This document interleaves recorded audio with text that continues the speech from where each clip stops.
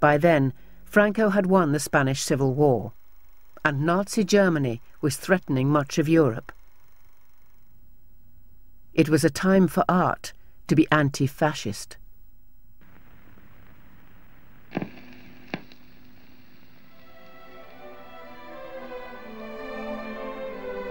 Orwell contributed to this movement with an articulate celebration of English popular culture.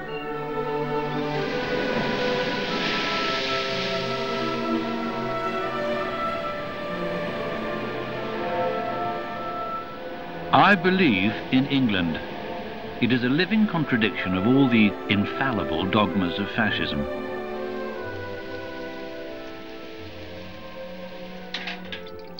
A minor English trait, which is extremely well marked, though not often commented on, is a love of flowers. It is found in people who have no aesthetic feelings. What it does link up with, however, is another English characteristic which is so much a part of us that we barely notice it, and that is the addiction to hobbies and spare time occupations. The privateness of English life. We are a nation of flower lovers, but also a nation of stamp collectors, pigeon fanciers, amateur carpenters, coupon snippers, darts players, crossword puzzle fans. All the culture that is most truly native centres around things which, even when they are communal, are not official. The pub, the football match, the back garden, the fireside, and the nice cup of tea.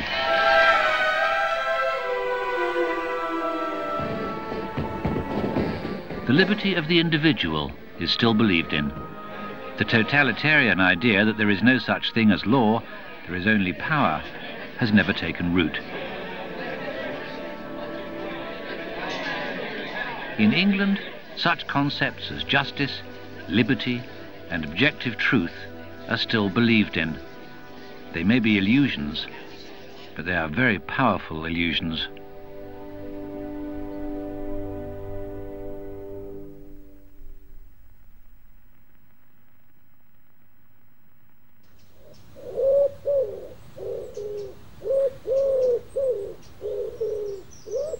In September 1939, Britain declared war on Nazi Germany.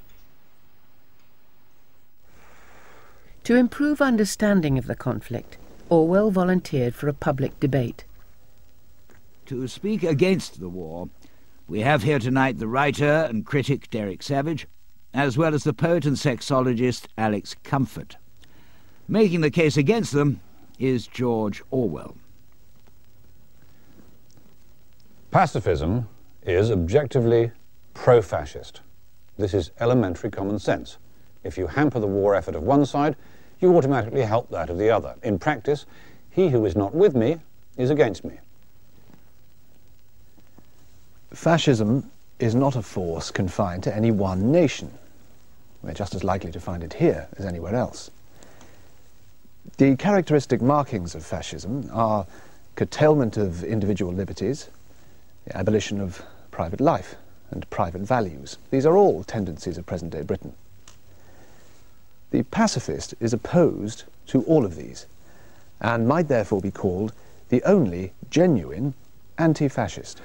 If Mr. Savage and others imagine that one can somehow overcome the German army by lying on one's back, let them continue to imagine that, but let them also wonder occasionally if this is not an illusion due to security, too much money, and a simple ignorance of the way things actually happen. There are innumerable reasons why war should be opposed. The chief reason is the diabolical nature of modern warfare. The idea... Diabolical repercussions. The idea that one can somehow remain aloof from and superior to the struggle while living on food that British sailors have had to risk their lives to bring us is a bourgeois illusion based on security and money. Mr. Orwell is intellectual hunting again. He's made the discovery that almost every writer under the age of 30 in this country already has their feet on the slippery slope towards fascism. Whilst we all know Mr. Orwell to be a preacher of the doctrine of physical courage as an asset to the left-wing intellectual. Despotic governments can stand moral force till the cows come home. What they fear is physical force.